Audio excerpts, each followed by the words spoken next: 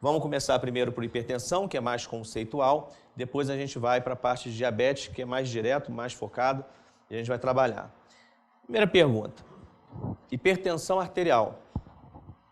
Ela é uma doença que se mostra facilmente ou que nós temos que ir atrás porque ela é insidiosa e uma pessoa pode ficar 10 anos hipertensa sem saber? Insidiosa, não tenha dúvida disso. Primeiro ponto positivo. Segundo ponto, qual é o valor base de um paciente hipertenso? Que marca dali para diante a hipertensão? 140 por 90. 2 pontos. A frase afirmativa. O tabagismo é fator de risco para a hipertensão arterial. Verdadeiro ou falso? Verdadeiro. Falso. Carinha WhatsApp. Falso. E é por isso que eu digo para vocês que este tema é perigosíssimo em prova. Porque as bancas sabem dos mitos que existem e exploram nas afirmativas. E vocês, sem pestanejar, caem na armadilha. Tá? Daqui a pouco a gente vai ver isso com calma. Questão IBSER. Hipertensão arterial é caracterizada pelo aumento da pressão que o sangue faz na parede das artérias, para realizar uma circulação eficiente, ficando muito forte acima dos valores normais. Nas emergências hipertensivas, recomenda-se controlar a pressão mais rapidamente, enquanto nas urgências hipertensivas, o controle pode ser gradual, num período de até 24 horas. São consideradas situações que caracterizam emergências hipertensivas. Então, eles querem as emergências. Tá? A. Encefalopatia hipertensiva, transplante renal e anticoagulação. B. Pré-eclâmpsia, angina estável e sangramento pós-operatório. C. Infarto agudo do miocárdio, angina estável e pré-eclâmpsia. E D. Edema agudo de pulmão, infarto agudo do miocárdio e encefalopatia hipertensiva. A, B, C ou D?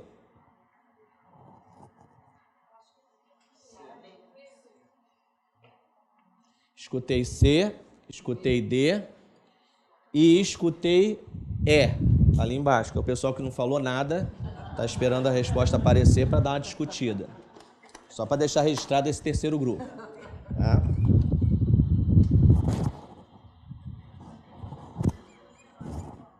E aí?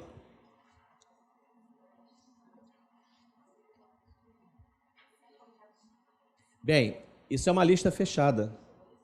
Não tem questionamento. É uma lista. Ou você sabe a lista, ou tu não sabe. Mas tem armadilhas. O cara bota algumas armadilhas em cima de alguns conceitos que a gente acaba criando. Então vamos lá. Deixa quietinho. Não vou dar resposta agora não. A gente vai discutir a matéria e quando chegar o momento certo a questão vai voltar a aparecer. Aí, com a informação na mão, a gente vai ver a questão. E vai saber se ela é fácil ou difícil, né? E a resposta certa. Na verdade, quem vai dar a resposta certa são vocês. Ok? Tudo bem? Vamos lá.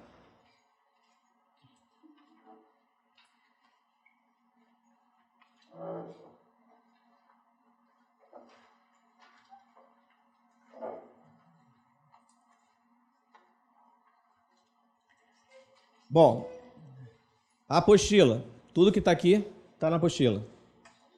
Tá? Só que aqui eu apresento às vezes de uma forma diferente. E tudo que está na apostila tem que estudar. Tudo. Absolutamente tudo. É o extrato do documento. E aquilo que normalmente a banca pergunta. Ok? Bem, hipertensão por definição, níveis sustentados e elevados de pressão arterial acima do patamar de 140 por 90. Eu lembro que a palavra-chave é essa aqui, ó, sustentado. Tá? Quantas medidas são necessárias para eu dizer que alguém é hipertenso? Quantas medidas de pressão são necessárias? Escutei 2, escutei 3.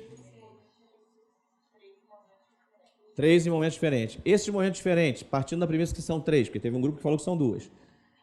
Partindo da premissa que são 3 medidas ou 2 medidas. Momentos diferentes. Qual é o intervalo que eu tenho que fazer essas medidas? No mesmo dia, 3 medidas, manhã, tarde e noite? 10 minutos de diferença?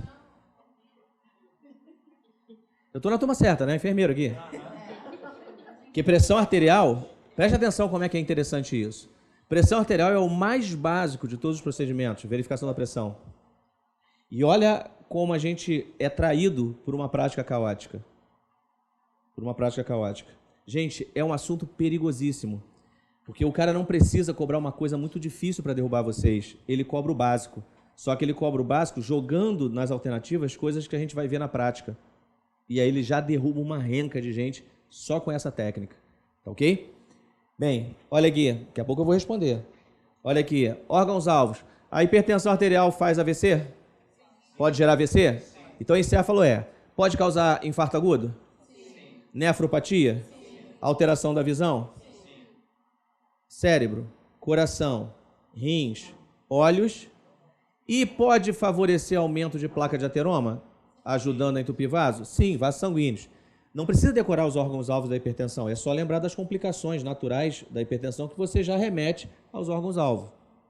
Tá? Então, essa parte é mais tranquila. Agora, a hipertensão arterial tem fatores de risco. E aí, segundo o Ministério da Saúde e segundo a 7ª Diretriz Brasileira de Hipertensão da Sociedade Brasileira de Cardiologia, documento esse que a EBSER utiliza para fazer as suas questões de hipertensão, tá? Nós temos os seguintes fatores de risco. Aí vem a pergunta. Tabagismo é fator de risco para hipertensão? Ué? Vocês falaram verdadeiro? Agora é falso? Não entendi. E aí percebam. Idade. É sabido que o envelhecimento, tá, pela própria modificação da composição da parede dos vasos, favorece o aumento da pressão. Sexo e etnia. Mulheres têm mais propensão à hipertensão do que homens, em especial a partir de 50 anos de idade. Tá? E a população negra, sabidamente a incidência e a gravidade da hipertensão são maiores. Ok? Sobrepeso e obesidade. Precisa explicar, gente, que o paciente obeso tem maior risco de hipertensão? Um acúmulo de gordura? Bom, ingestão de sal. Quanto mais sal tem na minha dieta, maior o risco de hipertensão, porque sal lembra água. Quando o sal entra, ele puxa a água junto, aumenta o volume e você pode ter aumento de pressão. Álcool é um fator de risco importante para a hipertensão. Sedentarismo é outro fator de risco importante para a hipertensão. E fatores socioeconômicos, fator de risco para hipertensão. Opa, cadê o tabagismo? Não tem. Agora preste atenção na primeira afirmativa e depois na segunda. Perceba a diferença entre as duas frases. O tabagismo é fator de risco para hipertensão arterial. Verdadeiro ou falso? Falso. O tabagismo triplica o risco de doença cardiovascular e hipertenso. Verdadeiro ou falso? Agora é verdadeiro. O problema do tabagismo não é elevar a pressão, porque quem fuma eleva no máximo em meia hora, depois ela volta ao normal. A pressão cai, ela não se mantém alta pelo tabagismo. O problema é que o tabagismo triplica o risco cardiovascular do cara fazer infarto e AVC. E como a hipertensão naturalmente já é um fator de risco para infarto e AVC, se tu coloca o tabagismo junto, tu joga o paciente em altíssimo risco para AVC e infarto. E é por isso que a recomendação para um paciente hipertenso que fume é o quê? Parar de fumar. Entenderam que o tabagismo não é fator de risco para a hipertensão, mas ele é um fator de risco para a doença cardiovascular. E no paciente hipertenso esse risco triplica. Deu para entender isso, gente? Então, cuidado com essa armadilha. É a primeira grande armadilha que a gente desarma, porque é uma tendência natural a se entender o tabagismo como fator de risco. Não é. A lista deixa claro. Mas mais à frente vai aparecer na apostila dizendo que o tabagismo triplica o risco cardiovascular. E por isso o paciente tem que parar de fumar. Ok? Beleza? Bem, agora os números mágicos. Hipertensão é uma doença insidiosa, não aparece. E por isso nós temos que identificar pessoas para poder rastrear. Aí o Ministério da Saúde diz o seguinte: qualquer pessoa, qualquer uma, que vá à unidade básica de saúde para fazer qualquer coisa e que nos últimos 2 anos não verificou a pressão, essa pessoa tem que ter verificado a sua pressão. Então, basicamente, Qual é o prazo máximo que eu consigo ficar sem verificar a pressão de alguém? 2 anos. Presta atenção agora. Para a prova, vocês deverão saber 4 prazos de rastreamento. São prazos em que eu vou mandar a pessoa voltar para verificar a pressão de novo. O prazo maior a gente já definiu, 2 anos. Para lembrar os outros prazos é fácil, porque é só jogar para metade. Metade de 2 anos. Metade de 1 ano. Metade de 6 meses. E aí vai ter um momento em que a gente vai conseguir categorizar as pessoas aqui, nesses prazos. Tá? E conseguir delinear quem são essas pessoas. Então, o Manual do Ministério, Caderno de Atenção Básica 37, ele fala o seguinte: todo adulto com 18 anos ou mais de idade na UBS que não tenha verificado a PA nos últimos 2 anos, esse cara vai verificar. Primeira verificação de pressão arterial. Primeira. É a primeira vez que ele está chegando na unidade. Qual é o braço que eu verifico a pressão? Direito, esquerdo ou nos dois? Senti firmeza? Ah, agora sim. Vocês falam assim, os dois? Eu tinha tanta certeza no início da aula, agora já estou ficando meio na dúvida, né? Nos dois, gente. A primeira verificação sempre será em ambos os braços. É normal, né? É normal que não tenha diferença entre o braço direito e o braço esquerdo. Mas se o cara tiver uma placa de ateroma, se tiver um estreitamento de artéria, pode ter. E é normal uma diferença de sistólica de até 20 milímetros, de diastólica até 10. A partir disso, sistólica maior que 20, diastólica maior que 10, a gente tem que abrir investigação para doença arterial oclusiva. Tá? Então é normal e esperado que as pressões sejam idênticas. Aí o Ministério recomenda, se tiver diferença de pressão, você registra qual é o braço com a maior pressão e aquele passa a ser a referência para as próximas aferições. Então a aferição passa a ser feita sempre no braço de maior valor. Tá? Bem, nessa primeira aferição, o paciente não tem nenhum fator de risco cardiovascular. Lembra dos fatores de risco? Não tem nenhum fator de risco cardiovascular. Atleta, alimentação saudável, dorme 8 horas por dia, não é enfermeiro. Porque enfermeiro já é fator de risco clássico, né? Para tudo, na verdade. E é um paciente, é uma pessoa que leva o conceito de vida saudável. E tem uma pressão menor que 120/80. Presta atenção no texto. Está copiado e colado do caderno de atenção, gente. Menor que 120/80 não é 120/80. É 119/79 para baixo. Cuidado com isso. Porque o cara de maldade bota na prova o seguinte: a pressão aferida foi de 120/80. E o paciente não tem fator de risco cardiovascular. Aí tu lembra do marco, mas esquece a palavra menor. E aí muda o sentido. Então, quem não tem nenhum fator de risco cardiovascular e uma pressão de 119/79 para baixo, esse cara só volta daqui a quanto tempo para eu verificar a pressão dele? 2 anos. E é o único que será classificado em 2 anos. Geralmente as bancas botam 110/70. A EBSER já fez isso. 110/70. O paciente da unidade básica de saúde não foi identificado nenhum fator de risco cardiovascular na consulta de enfermagem e a pressão aferida foi 110/70. O prazo de rastreamento e retorno desse paciente para uma nova aferição deverá ser de... Aí tu já desce procurando 2 anos, marca e vai embora. Foi, gente? Então, beleza. Então, aqui, ó, o único paciente é esse aqui, que vai ser marcado para 2 anos. Agora, tem o cara, olha lá, ó, 120 a 139 de sistólica. Repara que 140 é a hipertensão. É o limite. 120 a 139, 80 a 89. Só que ele não tem fator de risco cardiovascular. Aqui também não tem. Mas aqui é 119/79 para baixo. Ali é 120/80. Até 139/89. Como não tem fator de risco cardiovascular, eu posso tratar esses 2 pacientes iguais? Não. Então esse aqui volta quando? Um ano. Ele vai voltar daqui a um ano. Deu para entender, gente? Então, beleza. Aquele ali volta a um ano. Só que preste atenção, porque daqui a pouco outros grupos vão entrar em um ano, 6 meses, 3 meses. Aqui entra o paciente 120 a 139, 80 a 89, sem fator de risco, mas entrarão outros grupos também. Tá? O único que o raciocínio é direto é esse aqui, 2 anos. Esse aqui é o cara que não tem fator de risco nenhum com pressão abaixo de 120 por 80. Até agora foi, gente? Estou indo bem devagar para a gente poder relembrar esses aspectos técnicos e detalhes. A partir daí nós temos o quê? O rastreamento e aí bateu 140 por 90. Verifiquei 140 por 90 e agora o que eu faço? Manda esse cara voltar?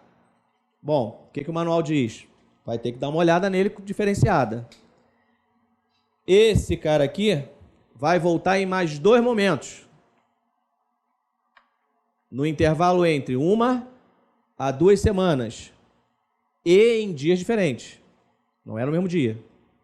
Gente, você pode até aferir a pressão 3 vezes no mesmo dia. Você vai ter uma média. É a média do dia. Mas para dizer que alguém é hipertenso, tem que ser em dias diferentes. Tá? Então você vai verificar num dia e manda o cara voltar num intervalo entre 1 a 2 semanas. E eu verifiquei agora e mando ele voltar mais quantas vezes? Verifiquei hoje. Manda ele voltar mais quantas vezes? Mais 2. Quantas aferições são necessárias para dizer que alguém é hipertenso? 3. 3 aferições, porque tem a do dia e mais 2. Então é mínimo de 3. Entenderam? Verifiquei 3 no mesmo dia. Serve? Não. É a média do dia e vai ser um valor só. Aí você faz isso nos outros 2 dias. Em intervalo de 1 a 2 semanas. Tudo bem até aqui, gente? E o cara que bateu, presta atenção agora, 120 a 139, 80 a 89. E, Valdemir, esse cara aqui tu já falou. Não. O anterior não tinha fator de risco. Agora tem. É obeso, sedentário, bebe. Esse cara, eu vou tratar igual ao grupo anterior? Não. O Ministério recomenda que você também avalie esse paciente de forma diferente, no mesmo esquema do anterior. Ele vai voltar mais 2 vezes no intervalo entre 1 a 2 semanas. Por quê? Ele chama a atenção que existe a hipertensão do avental branco. O que é a hipertensão do avental branco? Síndrome do avental branco. É o paciente que vê o profissional de branco e a pressão sobe. Isso é o fato. Agora, o que é a hipertensão mascarada?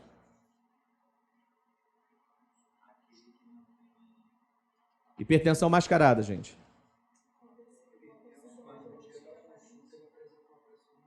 No consultório a pressão dele está normal, mas em casa ele está hipertenso. É aquele velhinho que em casa está estressado, a pressão está lá em cima, aí ele vai para o posto. Só que ele é aquele velhinho carente que todo dia está no posto para fazer uma consulta diferente, não tem? E aí ele chega lá, já conhece todo mundo. Aí ele chega lá, está cheio, ele fala, não, já marquei minha consulta, eu vou esperar. Aí começa a bater papo com os outros velhinhos. Não sei quem, não sei quem lá, não sei quem. Aí daqui a pouco passa o enfermeiro, oi, fulano, tudo bem? Esse enfermeiro é tão bom, coitado, separou, tem 2 filhos, conhece a vida de todo mundo. E aí nesse meio tempo ele vai conversando, ele vai relaxando. E aí quando ele entra para aferir a pressão está absolutamente o quê? Normal, mas em casa ele está passando mal. Por isso que o Ministério manda voltar mais 2 vezes, porque ele tem fator de risco. Entenderam? Tendo fator de risco, não adianta só uma medida. Você tem que mandar voltar mais 2 vezes em dias diferentes para a gente entender se tem alguma coisa interferindo nessa pressão. E às vezes você pega. Ok? E em último caso, ele vai fazer o mapa ou o holter para a gente acompanhar mais especificamente dependendo do caso. Deu para entender isso, gente? Até agora foi?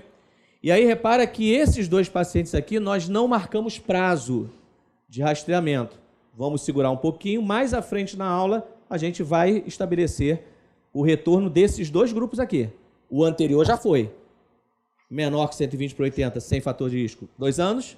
120 a 139, 80 a 89 de pressão, sem fator de risco, 1 ano. Ok? Esses 2 aqui vão segurar mais um pouco, porque certamente eles têm fator de risco associado e a gente vai ter que ver com carinho. Então, segura eles. Bom, verificação de pressão, turma para enfermeiro, não vou ensinar padre a rezar a missa, mas vou alertar de algumas armadilhas que tem no texto. Exemplo, pressão arterial. O paciente deve estar sentado, pernas descruzadas, com o braço apoiado e a altura do precórdio. Cuidado com isso aqui, hein? Porque eles botam o braço para baixo, na prova, eles botam o braço para baixo, braço para cima, é na altura do precórdio, o correto. E aqui, a informação que tem, não tem no manual do Ministério e tem na 7ª Diretriz Brasileira de Hipertensão. Medir a PA na posição de pé após 3 minutos nos diabéticos, idosos e em outras situações em que a hipotensão ortostática possa ser frequente ou suspeitada. Mas, em especial, idosos e diabéticos, verifica a pressão sentado, deixa passar 3 minutos, aí tem que tomar cuidado porque eles botam 5, 7, 8, 10, eles mudam o prazo para fazer a pegadinha, e aí você verifica na posição em pé para ver se tem diferença de pressão, porque hipotensão ortostática acontece com muita frequência em idosos. Deu para entender isso, gente? Então, cuidado com essa armadilha, hein? Em especial o prazo, após a primeira verificação, tá? Bom, o paciente tem que estar em repouso, não pode ter feito exercício físico, né, na última hora, não pode ter feito uso de cigarro e beber, lembrando que o cigarro eleva temporariamente a pressão, mas não sustenta, então ele não é patológico para a hipertensão, mas ele eleva a pressão, gente. Alguns estudos mostram que se o paciente fuma pelo menos 2 carteiras de cigarro por dia, ele sustenta uma média de 30 minutos uma pressão um pouco mais alta, depois ela cai, se for só pelo tabagismo, tá? Bem, teto de sistólica, o que é isso? Eu sou hipertenso, eu, Valdemir, sou hipertenso. Morro de medo aí fora quando eu vou para qualquer consulta de falar que eu sou hipertenso. Porque quando eu falo que eu sou hipertenso, o pessoal bota o manguito e aí vai até 280, vem bem devagarinho para não perder. Aí o braço vai ficando dormente, formigando. E eu rezando para ele não perder a ausculta, porque se ele perder a ausculta, ele vai inflar de novo. E vocês estão rindo porque vocês sabem que é assim. Quando, na verdade, a técnica correta é verificação da palpação do pulso braquial ou radial, e inflar até o momento que a pulsação some. E a partir daí eu só preciso inflar mais 20 a 30. Tá? A 7ª Diretriz fala 20 a 30, o Ministério da Saúde fala 30, que é o máximo. É essa pergunta que a banca faz. Até o quanto você tem que inflar. Tá? Já vi questão da IBSER, que eles colocam assim, inflar com uma pequena margem de segurança até 180. Eu falei, caraca, se isso é pequena, né? Botar até 100, assim, não dá. 20 a 30 é o teto sistólica. Bem, a partir daí, desinsufla lentamente e pergunta de prova, sistólica e diastólica. Novamente, pega a prática, porque na prática o que a gente faz? Primeira e última batida.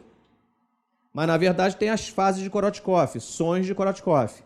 Sistólica é a fase 1 de Korotkoff e diastólica fase 5. Tá? Fase 5 de Korotkoff. Por isso que as pessoas botam primeira e última, porque a primeira fase é a fase 1 e a fase 5 é a última. Só tem um problema. A fase de Korotkoff, e é por isso que para verificar a pressão nós precisamos de esteto, porque com o dedo tu não ausculta a diferença do som. O pessoal que verifica a pressão sem esteto ainda fala assim, eu sou tão bom com pressão que eu verifico sem esteto. Né? O cara ele está assumindo que não sabe para que serve o esteto. E aí você tem 5 sons diferentes. E qual é o perigo de você não se guiar pela fase Korotkoff e se guiar pela primeira e última batida? Que é o problema disso aqui. Já ouviram falar em hiato auscultatório? Hiato auscultatório é uma falha da ausculta. Isso é normal em qualquer pessoa, mas é muito comum nos idosos. E aí qual é a questão? Se o hiato auscultatório coincidir com a fase 1 de Korotkoff, você está com esteto, e aí você não sabe que vai ter hiato auscultatório, você está esperando a primeira batida. Só que o som da primeira batida, aquele que você escuta, é um som mais abafado. E isso já não é som de fase 1, é fase 2. E qual é o resultado prático disso, gente? Se já passou da fase 1, a pressão está fazendo o quê? Está caindo. Você vai subestimar o valor da pressão sistólica. Esse é o problema. E é por isso que tem que seguir rigorosamente fase 1 e fase 5 de Korotkoff. É por isso que tem que ter estetoscópio, tá? E tem que também saber auscultar. Mas aqui, fase 1 de Korotkoff, fase 5 de Korotkoff, tá? Pegadinha de prova. Em crianças, a ausculta da fase diastólica deve ser na fase 4 de Korotkoff. Não.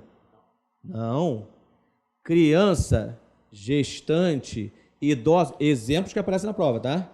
É tudo fase 5 de Korotkoff. A banca só falta falar assim, tem uma criancinha aferindo. Qual é a fase? 5. Olha, um idoso, gente, 5. Gestante, 5. Só tem possibilidade única, uma única possibilidade de verificar na fase 4. Qual é? Naqueles casos, agora eu vou me remeter àqueles aparelhos mais antigos de mercúrio, que você vinha auscultando e tu tá atrás da última. Já pegou a primeira, agora tu tá atrás da última. Aí ele vem descendo e vai até o 0, tu auscultando. Aí o texto diz o seguinte, se o batimento for auscultado até o 0, você considera a fase diastólica na fase 4 de Korotkoff. É a única possibilidade de ser fase 4. Em todos os grupos populacionais, sistólica, fase 1, diastólica, fase 5. Então, se botar criança, gestante, idoso, fase 5. Ok, pessoal? Bom, tudo isso está escrito na apostila de vocês, tá? Relembrando. Aqui, questão de prova também. Só que agora a gente vai precisar elaborar, porque IBSE é IBSE. Tamanho do manguito. Prática, só tem um. É com aquele que a gente se vira.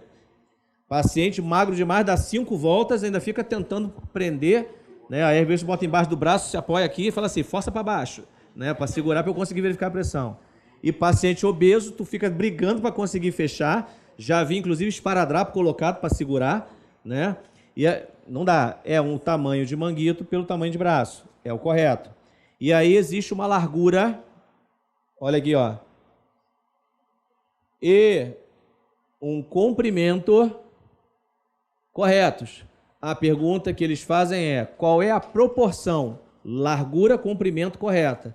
Largura de 40% do comprimento do braço e o comprimento de manguito de pelo menos 80% da sua circunferência. Esses dois números, 40% e 80%, na ponta da língua de vocês no dia da prova. Tá? Isso é pergunta direta de prova. 40%, 80%. 40%, tá? Largura, 80% comprimento. Pegadinha de prova. A afirmativa é a seguinte. O manguito ideal deverá apresentar largura de 80% e comprimento de 40%. Verdadeiro ou falso? Falso, eles invertem. Então, cuidado com isso. Tá certo? Cuidado.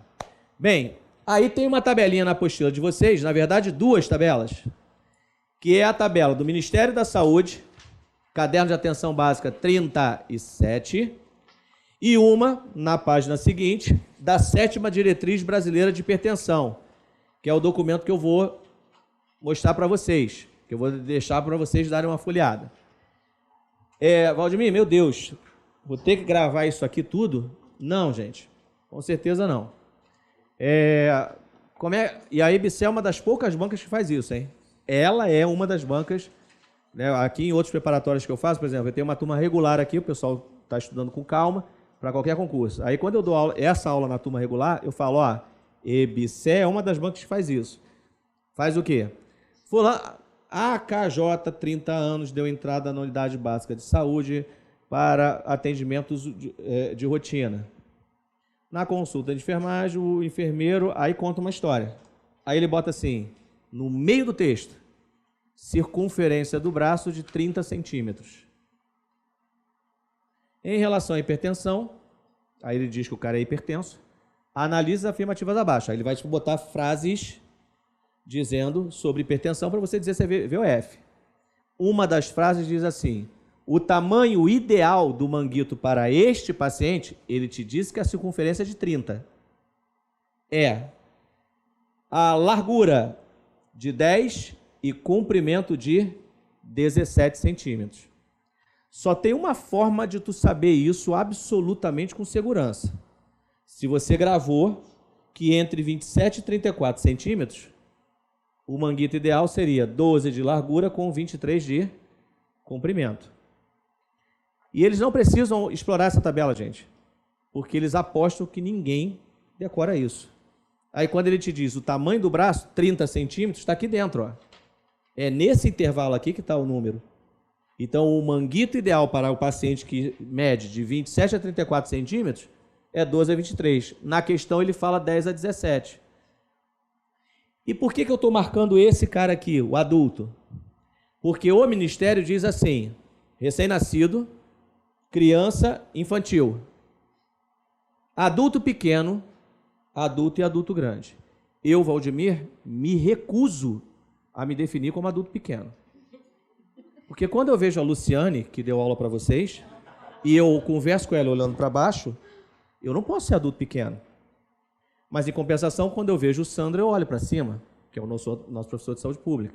E, ao olhar para cima, eu também percebo que eu não sou adulto grande. Então, eu sou adulto. Já me autodefini como adulto.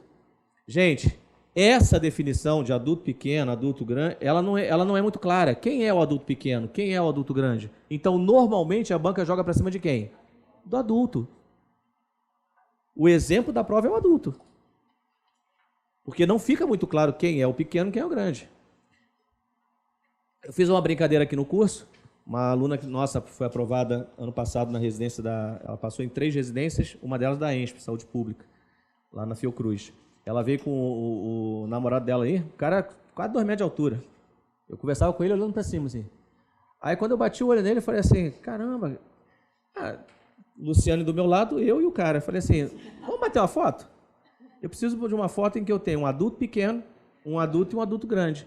Me ajuda? Aí batemos a foto. Aí ficou maneiro, ficou uma escadinha, né? Bem, gente, deu para entender o porquê que a banca cobra o adulto? Então, na hora de estudar, tem que gravar, tá? A questão é essa que eu falei. O cara vai te dar o tamanho do braço e vai perguntar o tamanho do manguito. Em especial, eles cobram o adulto. A 7ª Diretriz Brasileira de Hipertensão, que é o outro documento que eles também usam, tem uma pequena diferença. Olha aqui, ó. Preste atenção agora. Aqui, olha o tamanho aqui, ó. Circunferência do braço, 27 a 34. Vou voltar ao slide. Ministério da Saúde, 27 a 34. Aqui fala 12 a 23. Olha aqui, ó. 13 a... Tem diferença. Então tem que gravar os dois. Porque o concurso pode trazer um ou outro. E você... Aí, Valdemir, mas eles podem botar os dois? Claro que não. Se botar os dois, a gente anula, gente. Não tenha dúvida disso. Se botar os dois, a gente entra com recurso e anula. Tá? Essa aqui é da 7ª Diretriz Brasileira de Hipertensão. Na apostila eu coloco para vocês. Tá? Eu boto bem em cima da tabela sempre a referência para vocês saberem de onde saiu. Ok, pessoal? E aqui chama atenção na 7ª Diretriz, é o último, ó. Que ele acrescenta mais um. Né? A coxa, que seriam os obesos. Né? As obesidades, aí ele pede para verificar na coxa. É interessante isso. Né? Mas nunca vi em questão de prova da IBCER, eles continuam mantendo sempre o mesmo padrão, cobrando adultos. Qual é o perigo? O Ministério fala um tamanho, diretriz brasileira fala outro. Aí tem que dar uma olhada nos dois, não tem jeito. Tá?